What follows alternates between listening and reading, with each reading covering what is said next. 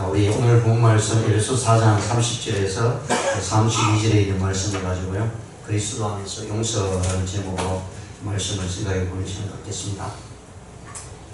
우리 옆 사람과 인사 나누겠습니다. 잘 오셨습니다. 반갑습니다. 사랑합니다. 네. 우리 돌아보시면서 인사 나누시고 끝나서 또 5분 이상은 손 악수로 하세요. 한두 분만, 아는 분만 인사 나누시 마시고 다니시면서 끝나고 나서 숫자 그렇게 많지 않잖아요. 뭐 100명, 200명만 돼도 많을 텐데 다 한 분씩 다 악수 나누시면서 인사 나누는 그런 시간이 되시길 바랍니다. 자, 오늘 그리스도 안에서 용서라는 말씀을 통해서요, 우리 하나님의 말씀을 깨닫기를 원하고, 또 하나님께서 우리에게 주시는 그 용서를 통해서 우리가 어떻게 용서를 해나가야 될지에 대해서 말씀을 생각해 보는 시간을 갖겠습니다.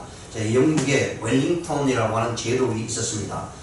이 사람이 어느 날 한 병사 가운데 아주 불량한 병사가 있었습니다. 그래서 도저히 말을 듣지 않아서 이 병사를 명령해도 명령대로 따라가지 않으니까 결국은 모든 병사들 앞에서 그냥 둬선 안 되겠다 생각을 하고 이제 총살을 하려고 하는 그 순간이 있었습니다. 그러면서 이 제독이 이렇게 얘기합니다. 야, 나는 너를 교육하기 위해서 이런 많은 방법을 통해서 교육을 시켰지만 너는 그 교육에 따르지 않았다. 또 내가 너를 올바로 세우기 위해서 징계를 가하는데도 불구하고 너는 그 징계도 했음에도 불구하고 삶이 변하지 않았다.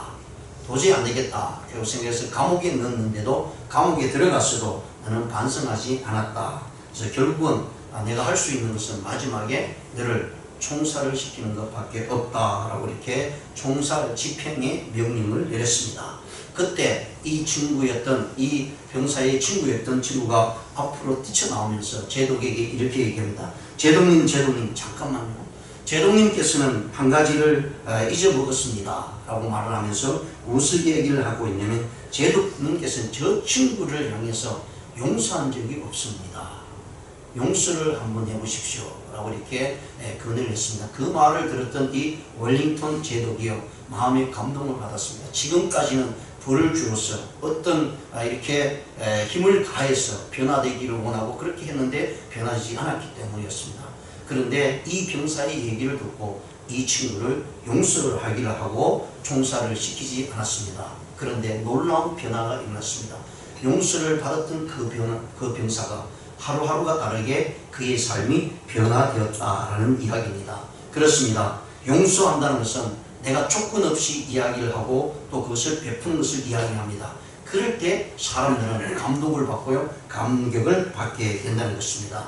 그렇습니다. 성경은 우리에게 분명히 말씀합니다. 참된 용서는 너무나 아름다운 모습으로 우리의 삶 속에 나타날 뿐만 아니라 그 용서는 생명을 구하는 것이다 라고 이렇게 분명히 말씀을 해주고 있습니다. 그래서 주님께서도요, 우리에게 분명히 말씀해 주고 있는 것은 용서하라고 말씀합니다. 에베소서 오늘 본 말씀 4장 32절에 서로 친절하게 하며 불쌍히 여기며 서로 용서하기를 하나님이 그리스도 안에서 너희를 용서함 같이 하라라고 말씀합니다.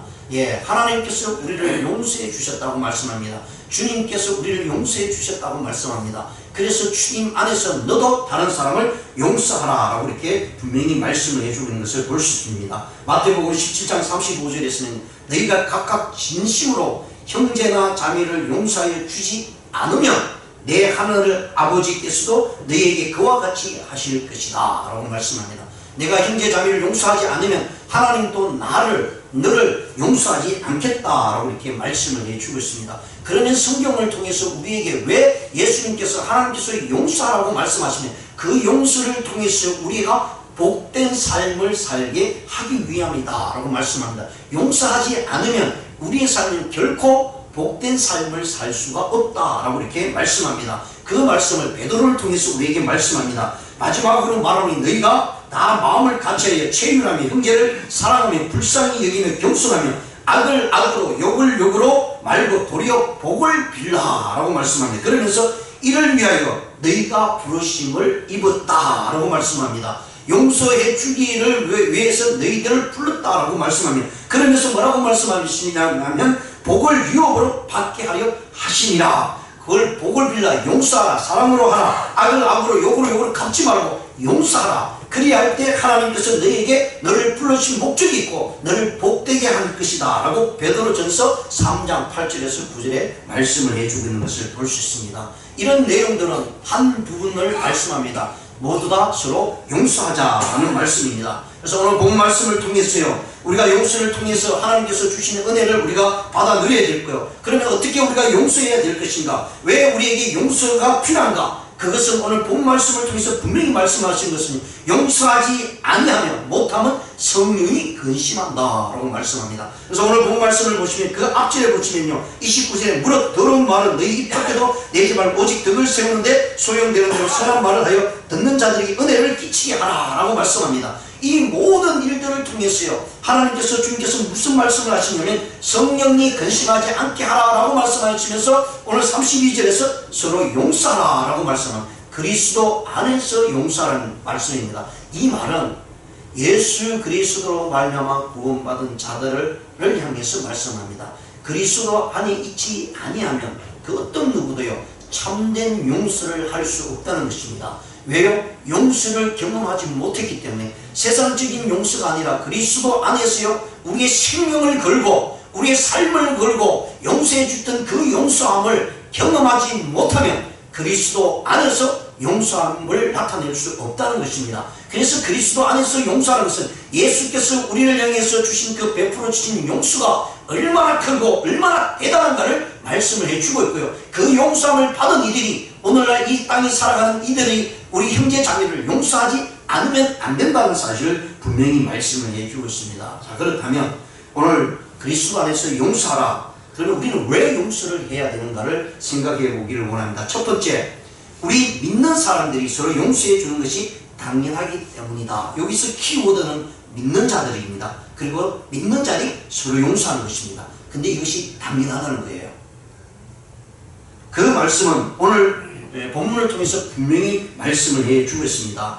엘리자베스 오코너라고 하는 분이 이런 얘기를 했습니다.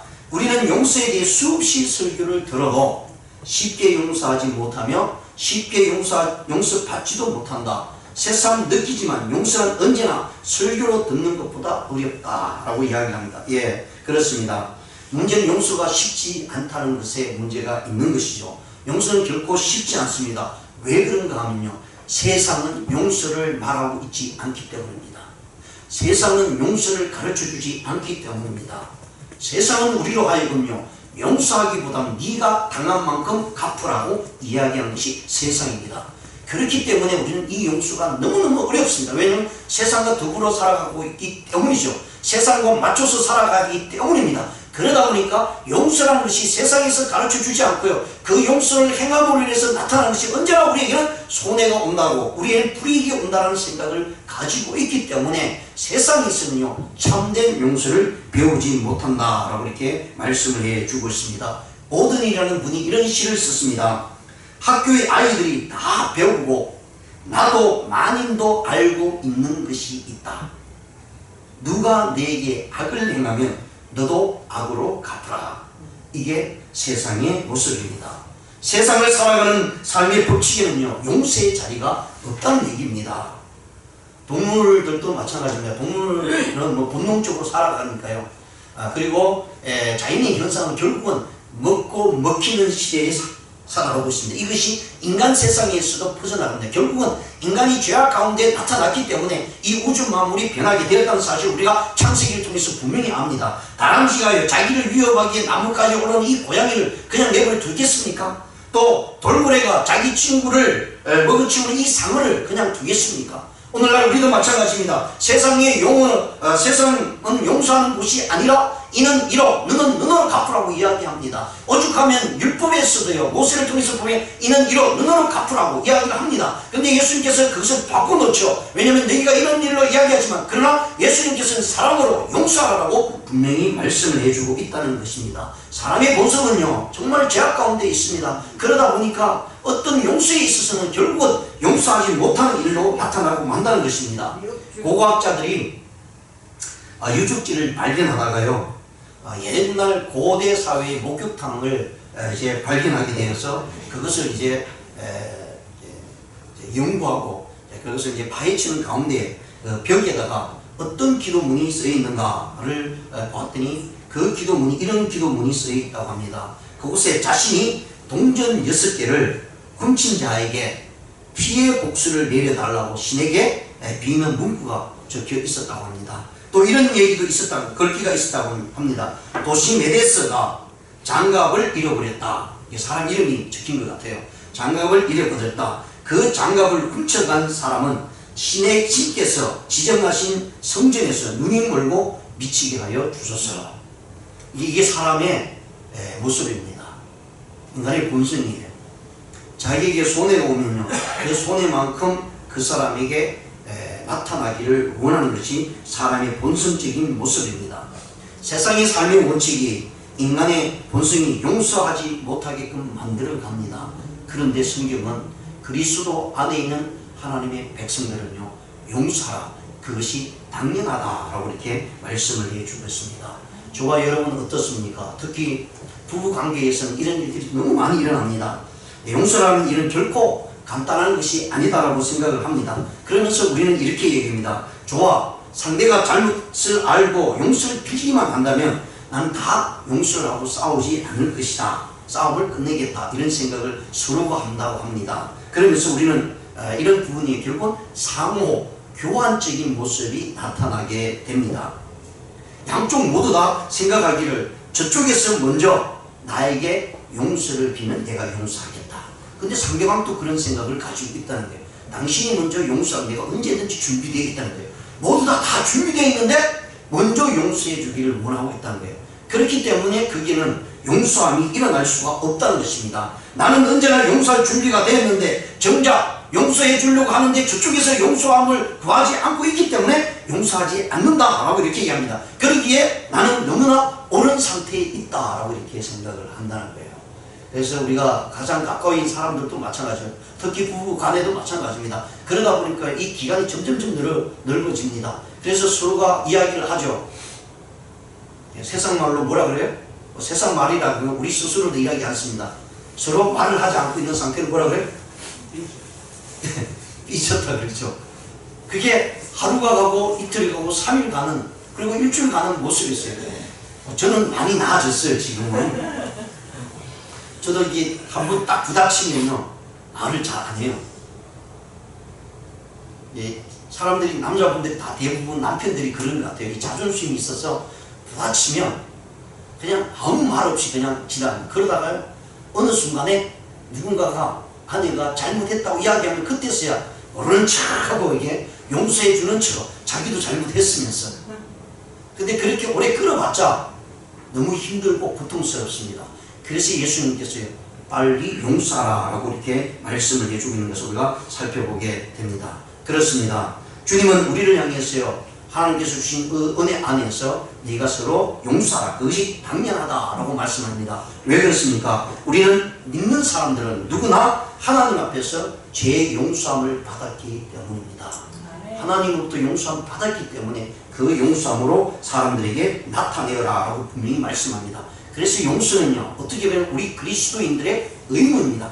해도 되고 안 해도 되는 것이 아니라 당연히 해야 되는 의무다라고 말씀합니다. 내가 무능력해서, 내가 모자라서 용서하는 것이 아니라 하나님의 자녀이고 하나님께서 받은 은혜가 너무나 커서 그 은혜로 말미암아 주위에 있는 많은 이들에게 어떤 모습으로 나에게 다가오든 나에게 불이익을 주든 그런 상관없이 하나님의 은혜 가운데 받은 믿음의 사람들은요, 그리스도 안에서 용서함을 가지고 나갈 때에 하나님의 놀라운 축복이 거기에 있다라고 분명히 말씀합니다. 용서할 때 복을 유업으로 받는다라고 베드로를 통해서 분명히 말씀을 해주고 있기 때문입니다.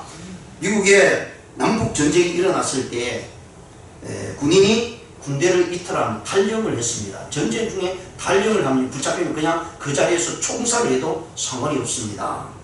그래서 전시 가운데 한 병사가 탈영을 했다가 붙들렸습니다. 그리고 그 탈영을 했기 때문에 전시 가운데 탈영해서 이제 재판으로 넘겨졌는데요. 그 재판에서는 뭐라고 하냐면 사형 선고를 했습니다.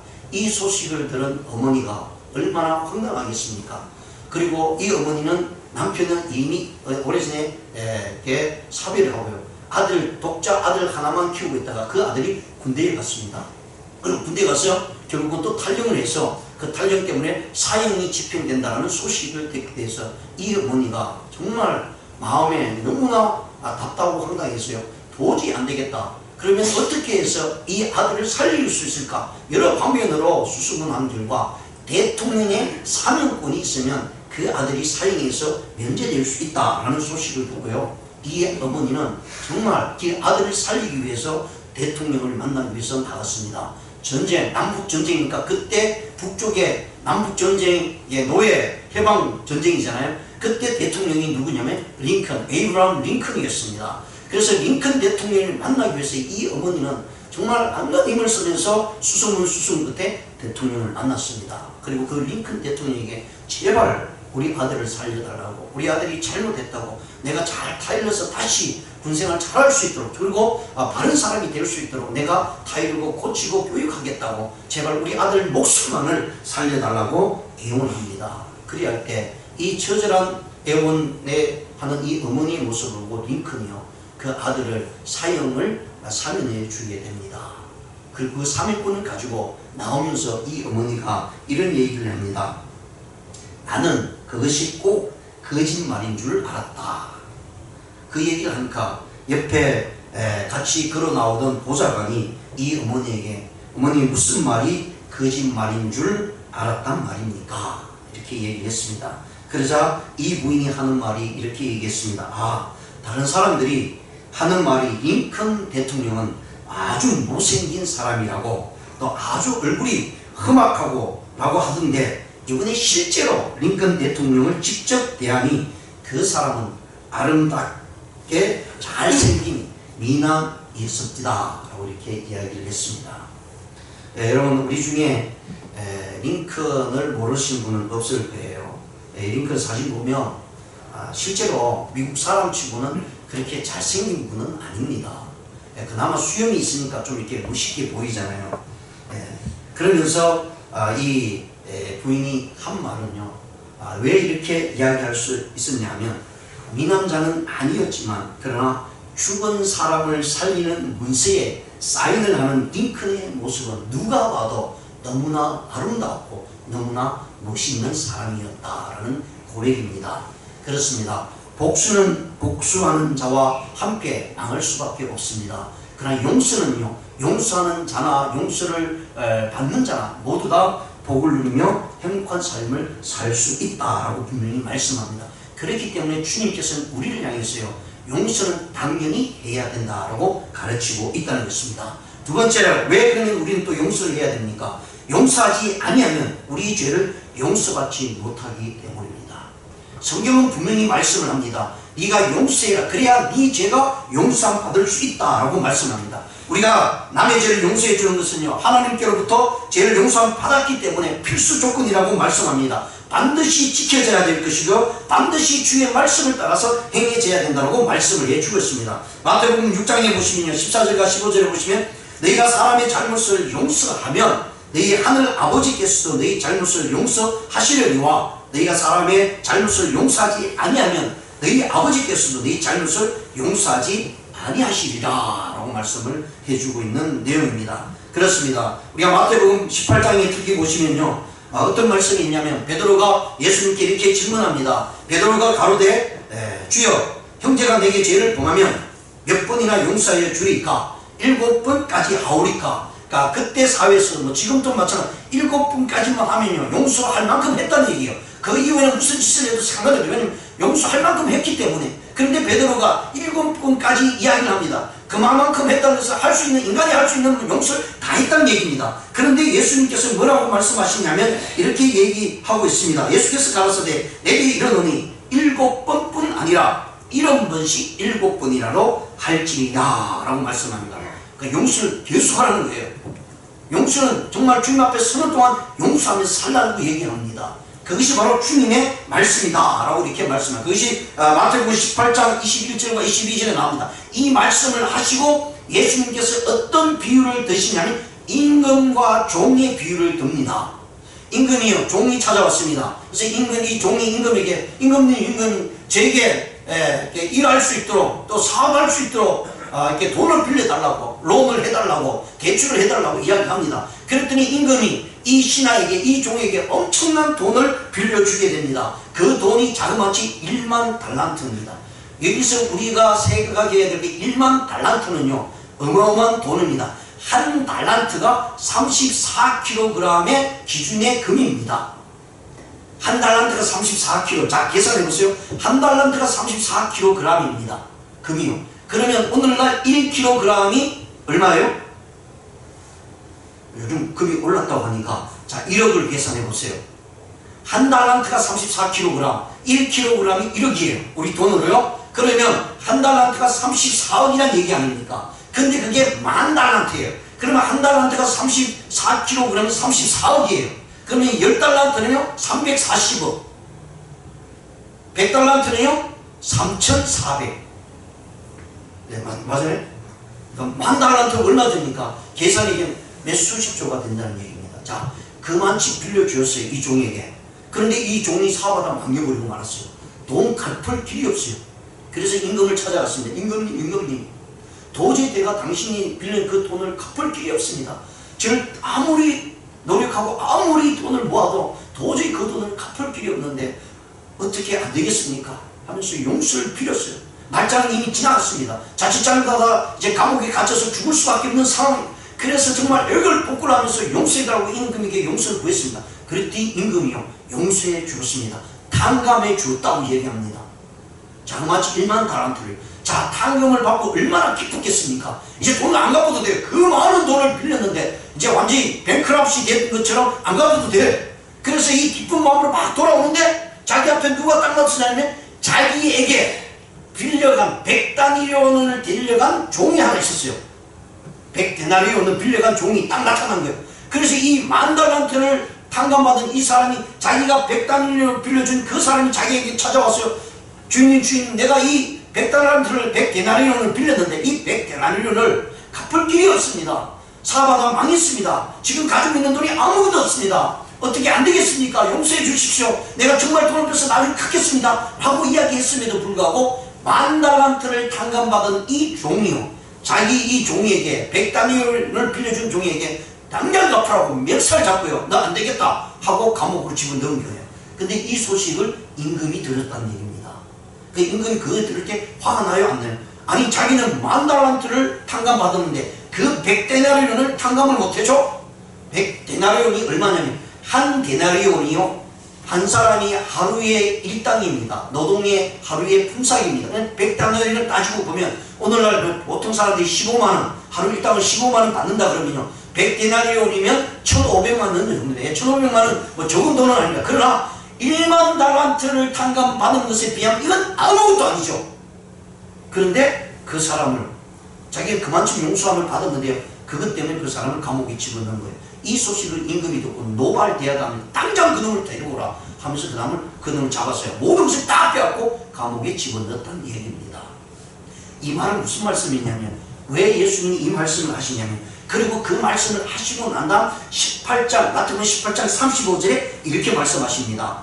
너희가 각각 마음으로부터 형제를 용서하지 아니하면 나의 하늘 아버지께서 너희에게 이와 같이 하시리라 말하고 있습니다. 이 말씀은 하나님께서 우리에게 그렇게 용서해 주셨다는 겁니다.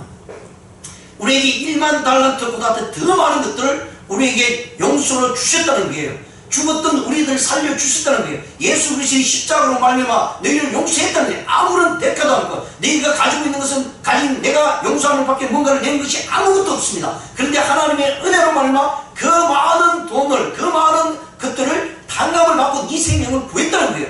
그런데 받은 우리가, 그리스도 안에서요 탕감을 받은 우리가 주위에 있는 옆에 있는 100다니엘을 빌려주고 그것을 갚지 못하는 사람을 용서하지 아니하면 안 된다는 것이죠. 그러니까 우리의 삶 가운데에서는 모두 다 용서하는 것입니다.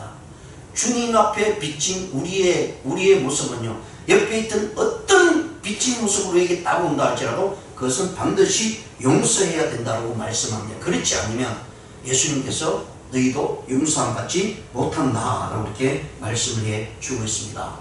그래서 예수님이 우리에게 말씀합니다. 주기도문에서도요, 주님께서 가르치신 기도문에서 우리가 우리에게 죄 지은 자를 사하여 준 것 같이 우리 죄를 사하여 주십시오.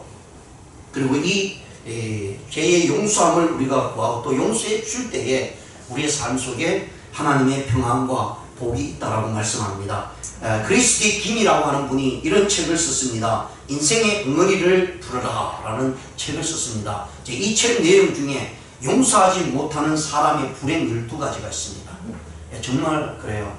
용서하지 않으면요, 내가 잘못한 것도 없어요. 그냥 용서하지 않으면 그것 때문에 내 마음에 불편함과 어려움과 고통이 계속해서 따른다는 겁니다. 그래서 용서하지 못하는 사람의 불행 12가지를 보시면, 첫째, 마음이 더러워지게 된다는 거예요. 그 마음에 미움이 생긴다는 얘기입니다.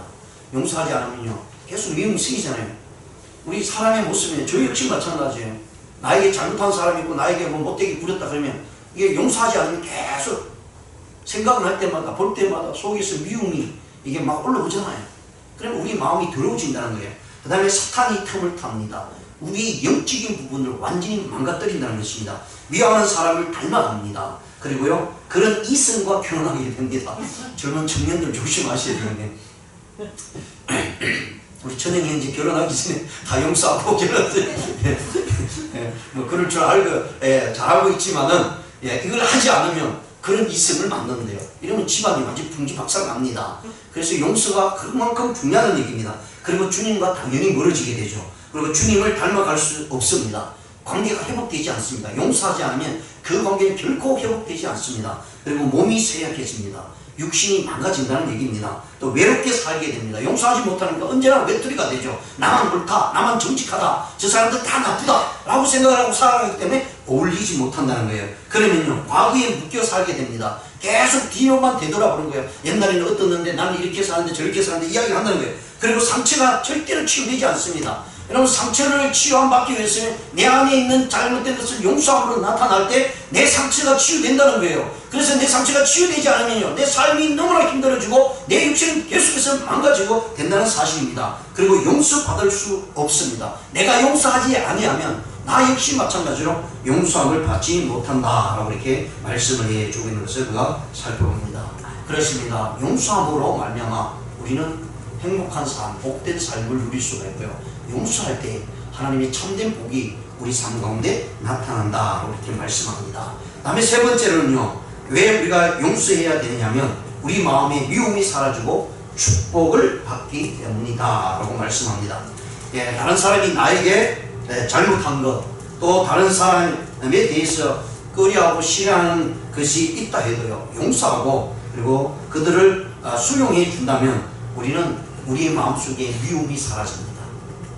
용서하지 아니하면 계속해서 미움이 우리를 가득하게 배우게 됩니다. 그러다 보면 그 마음속에 증오가 생기게 됩니다.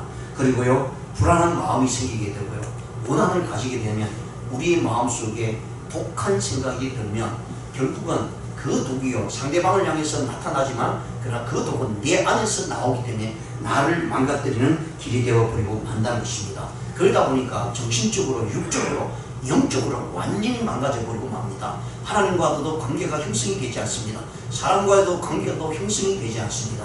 그런 부분이 바로 용서하지 않을 때 일어나게 되고, 그 미움으로 말미암아 우리가 받아야 될 복된 삶을 살지 못한다라는 사실을 말씀을 합니다. 어떤 여인이 음식을 먹으면 소화가 안 되는 거예요. 먹었다 그러면 10분을 못 참고 그냥 다 토해버리고 하는 일이 벌어지고 있었습니다. 그래서 내과 의사에게 가서 아무리 의학적으로 진단을 해봐도, 검사를 해봐도요, 그 원인을 찾지를 못했습니다. 그래서 이런 생리적인 문제에서 원인을 찾지 못하니까 이분이 정신과에 가게 됩니다. 왜냐하면 심리적이고 정신적인 어떤 원인이 있어서 이렇게 내가 먹기만 하면 토해내고 속이 좋지 않는가, 이런 생각을 가지게 되었기 때문입니다. 그래서 심리적인 변화가 나를 이렇게 만든 건가 아닌가고 이제 정신과에 갔는데요. 그래서 그 정신과에서 검사를 하고 조사를 해봤더니 이 여인이 결혼한 지가 얼마 되지 않습니다. 그 남편과 아주 평화롭게 행복하게 살아가고 있습니다. 그런데 이 여인에게 있어서는 시어머니에 대한 불편함이 마음에 있었다고 합니다. 그런데 이제 떨어져서 사니까 남편하고 이렇게 행복하게 살아가는데 어느 날 갑자기 시어머니로부터 문자가 왔습니다. 얘야, 내가 이제 혼자 살기 너무 힘드는데 너희 집에 가서 살아야 되겠다 라고 문자가 딱 온 거예요. 그 문자를 보는 그 순간부터 이 여인이 마음에 불편함이 나타나면서요, 이게 불안함이 계속 있다 보니까 음식을 먹어도 소화를 시키지 못하고 10분 만에 토해내버리고 마는 일이 벌어지게 됩니다. 이렇게 구토를 하고 어려움을 겪는 이유는 시어머니에 대한 불편한 마음이 계속 있기 때문이죠. 용서하지 못하기 때문에, 무엇 때문에 그런지 모르지만 관계 속에서 관계가 회복되지 않기 때문에 이런 일이 일어난다는 거예요. 우리 사람 관계 그렇지 않습니까? 정말 불편하면요, 이게 너무 힘듭니다. 또 이 화들이 우리에게 들어와 있으면요, 우리의 모든 소화 기능이 제대로 작동하지 않습니다. 여러분, 식사하다가 화가 나면 식사 넘어갑니까? 저는 절대로 안 넘어가요. 식사할 때 누가 옆에서 뭐라 그러면 딱 저는 숟가락을 놓습니다. 그냥 밥이 안 넘어가거든요. 그러면 그게 며칠 가요. 그러니까 지금 조금 많이 변했습니다. 지금도 계속 그렇지는 않지만요. 그러니까 우리 모든 사람들이 그렇습니다.